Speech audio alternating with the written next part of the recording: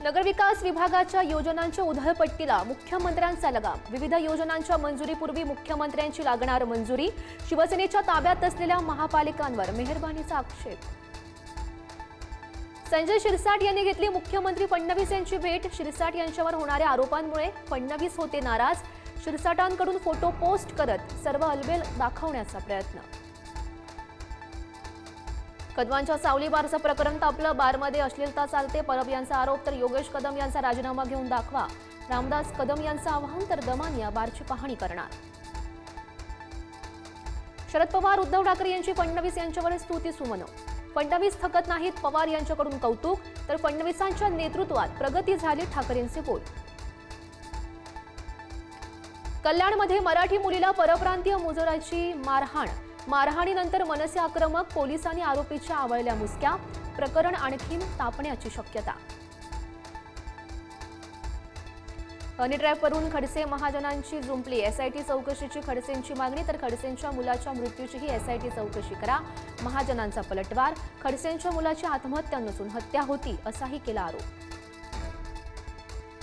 माणिकराव कोकाट यांच्या राजीनाम्याच्या मागणीवर शरद पवार यांची राष्ट्रवादी ठाम। आज पुण्यामध्ये आक्रमक आंदोलन करणार तर राजीनामा देण्यास कोकाट यांचा साफ नकार। कृषी मंत्री माणिकराव कोकाटे यांचा राजीनामा घेतला जाणार नाही। पक्षातील वरिष्ठ नेत्यांची माहिती। प्रत्येकजण मोबाईलमध्ये व्यस्त असतो, तेवढ्यासाठी राजीनामा घेणं किती योग्य, नेत्यांचं मत।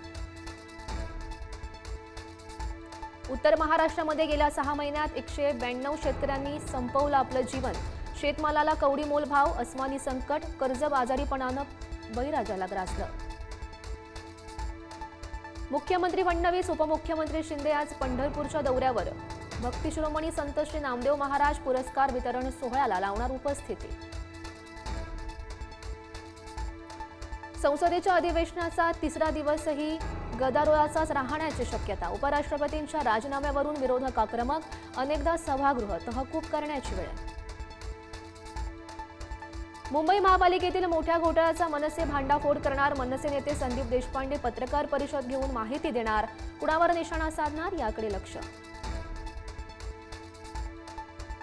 महाराष्ट्रामध्ये 27 जुलैपर्यंत पावसाचा जोर कायम राहणार। मुंबईसह कोकणात संततधार सुरू तर विदर्भासह मराठवाड्यालाही पावसानं झोडपलं। जालन्याच्या परतूर तालुक्यातील सावरगावच्या गौतमी नदीला पूर। तरुणानं आईला पाठीवर घेतलं। पुराच्या पाण्यातून नागरिकांचा जीवघेणा प्रवास। उत्तर भारतातही पावसाचा धुमाकूळ। अनेक नद्यांना पूर, लोकांचं मोठं नुकसान। जम्मू काश्मीर, हिमाचल अलर्ट मोडवर। उत्तर महाराष्ट्रामध्ये मात्र पावसाची दडी कायम। पिकांनी माना टाकल्यानं शेतकऱ्यांची चिंता वाढली। धरणातही मोजकाच पाणी साठा। बळीराजाचे डोळे आभाळाकडे। पुण्याच्या सहकार नगरमध्ये टोळक्याकडून पुन्हा वाहनांची तोडफोड। 20 ते 25 वाहनांचं नुकसान। पळून जाताना 2 नागरिकांना मारहाण। जालन्यात आश्रमशाळेत धक्कादायक असा प्रकार। 7 वर्ष चिमुकल्याचा गळा आवळून खून। निवासी आश्रमशाळेतीलच 8 आणि 14 वर्षीय बालकांकडून चिमुकल्याची हत्या।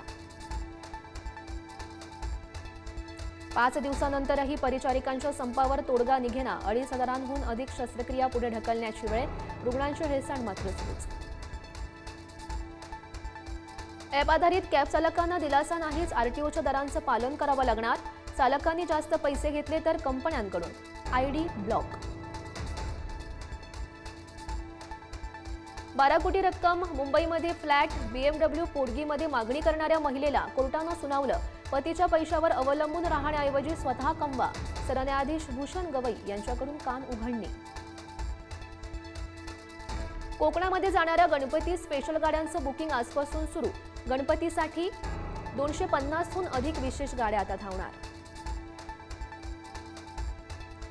शाळेमध्ये ऑडिओ व्हिज्युअल सीसीटीव्ही असणं आता बंधनकारक। विद्यार्थ्यांच्या सुरक्षेसाठी सीबीएसईचं मोठं पाऊल। संभाव्य धोक्यांपासून मुलांना संरक्षण।